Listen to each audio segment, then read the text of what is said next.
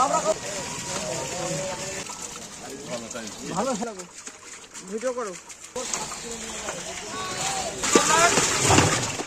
চলে এলাম আরও একটা নতুন ভিডিও নিয়ে। আজকে আমরা এসেছি আমাদের বাগদা ব্লকের অন্তর্গত এডি অফিসে। তো এডি অফিস থেকে কিন্তু আজকে মাছের চারা বিতরণ করা হবে, তার জন্যই আমরা এসেছি আজকে সেই মাছের চারা নিতে। এখানে এসে দেখি আমাদের মতো অনেকেই হাঁড়ি নিয়ে মাছের চারা নিতে এসছে। এই মাছের চারাগুলো দেওয়া হচ্ছে পুরো ফ্রিতে।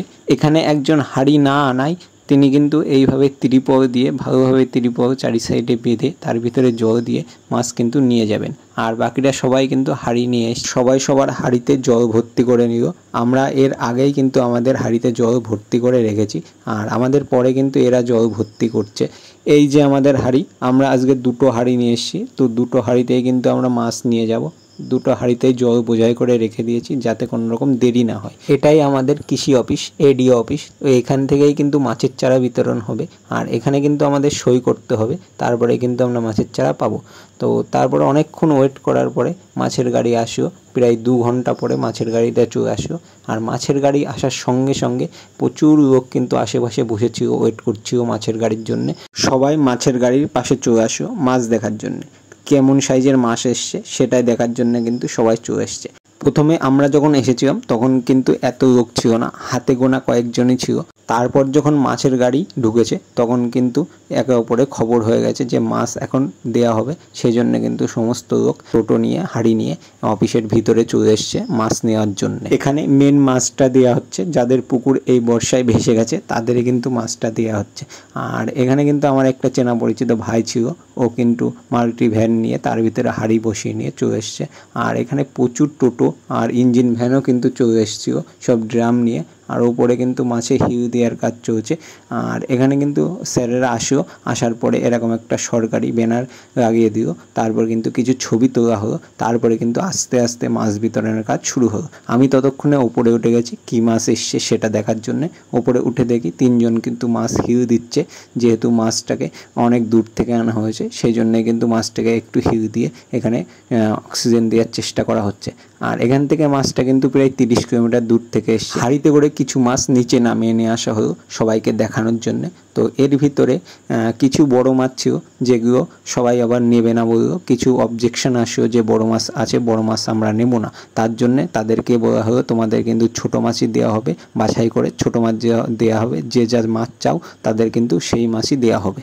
তারপর মাছটাকে আবারও উপরে তুলে কন্টেনারের ভিতরে ঢেলে দেওয়া হলো। আর তারপরে কিন্তু লিস্ট দেখে দেখে যার যা পরপর নাম আছে সেই নাম অনুযায়ী মাছ বিতরণের কাজ শুরু হয়ে গেল।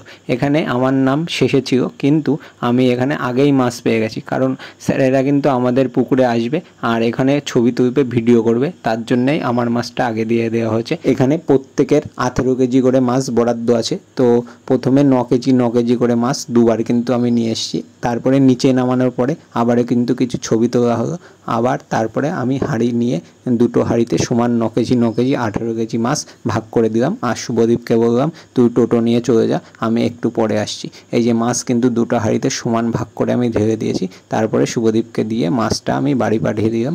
আর যেহেতু আমি স্যারদের নিয়ে যাব সেহেতু আমার কিন্তু এখানে একটু দেরি করতে হলো।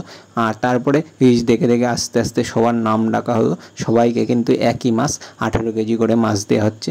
আর মাছ মেন আছে এখানে রুই, মৃগেল, কাতলা, বাটা, এই মাছগুলোই কিন্তু আছে। তার ভিতরে কাতলার চাপ একটু বেশি আছে। আমি যখন মাছ নিচ্ছিলাম তখন কিন্তু আমি কাতলা মাছটা বেশি চেয়ে নিয়েছি। আর বড় মাছ যেহেতু কেউ নিতে চাচ্ছিল না, সেই বড় মাছের থেকে কিছু মাছ কিন্তু আমি নিয়ে এসেছি। প্রত্যেক বছর এইভাবেই মাছ বিতরণ করা হয়। আমরা কিন্তু বিগত প্রায় 5-7 বছর এইভাবে মাছ পাইনি। শুধু মাছ না, মাছ বাদেও কিন্তু মাছের খাবার, সাইকেল, হাঁড়ি, আরও বিভিন্ন জিনিস এইভাবেই ফ্রিতে দেওয়া হয়।